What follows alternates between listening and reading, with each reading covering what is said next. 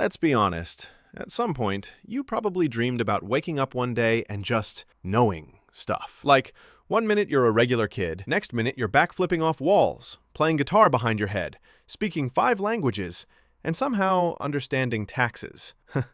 Maybe you wanted to impress your crush in 6th grade by doing a handstand. Or maybe you just wanted to hack school and not cry before every math test. But now, you're grown, and the stakes are higher. You want to learn things that actually matter. Skills that pay bills. Skills that open doors. Skills that don't involve juggling for TikTok likes. But here's the kicker. Most people still learn like they're in a 1995 classroom with dial-up internet. If you've ever spent hours watching tutorials, reading guides, or rewatching the same YouTube video and still felt like your brain was buffering, this is for you. Today, we're rewiring your brain for speed. Let's break this gently. You're not stupid. You're just learning wrong. School trained you to cram info, vomit it onto a test, forget it like a bad Tinder date. That's not learning. That's academic one-night stands. Real learning? It's when the info sticks, when it lives in your brain rent-free, when you can use it mid-convo, mid-project, or mid-crisis without Googling it like a panicked raccoon. And guess what? The secret isn't doing more. It's doing differently. Here's the first switch you need to make. Stop obsessing over input. Start mastering output. Input equals reading, watching, listening, feels productive, looks aesthetic, feeds your fake productivity ego. Output equals doing, writing, speaking, teaching, feels messy, feels awkward. But this is where your brain actually learns. Example, you can watch 17 cooking tutorials, but you won't learn to make an omelet until you burn at least 3 of them. Same goes for coding, language, music, sales, literally anything. Do it badly, often. That's how speed is built. All right, now for the actual cheat codes. 1. Active recall. Close the book. Now recall what you just learned, out loud, from memory. Even if you butcher it, that's the point. Your brain only strengthens what it struggles to remember. Stickman tries this.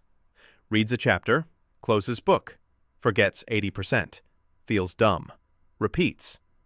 1 week later, he remembers 100%. That's not failure. That's growth in disguise. 2. Spaced repetition. Don't cram. Space it out. Learn. Wait a day. Review. Wait 2 days. Review again. Each gap equals brain goes, ugh, not this again. Fine, I'll store it. Your memory is a lazy roommate. You gotta annoy it into remembering. 3. Teach it. Even to a wall. If you can't teach it in simple words, you don't own it. Try explaining what you learned to a friend, or your dog, or the shower wall while shampooing. Doesn't matter. Teaching forces clarity. 4. Build mini-tests into everything. Instead of rereading notes, quiz yourself, even if you suck at it. Especially if you suck at it. Do I remember the 3 rules of X? Could I do this without looking? Every self-test is a brain wrap. Let's rapid fire. Use Pomodoros. 25-minute focus, 5-minute break. It's like gym reps for your brain. Mute the world. No lyrics, no distractions. Lock your phone in a drawer or throw it into a volcano. Sleep, for real. Memory locks in when you dream about flying off cliffs. Chunk stuff. Group ideas into bite-sized blocks. Your brain loves patterns. Use stakes. Tell someone what you're learning. Public shame equals excellent motivator. Most people say they want to learn fast, but they won't get uncomfortable. They won't test themselves. They'll just scroll and hope osmosis kicks in. Not you. You're now armed with the same methods top learners use. But here's the catch. This only works if you actually do it. So go. Study ugly. Fail fast. Teach badly. Review often. Because the fastest learner in the room isn't the smartest. It's the one who's willing to look stupid first.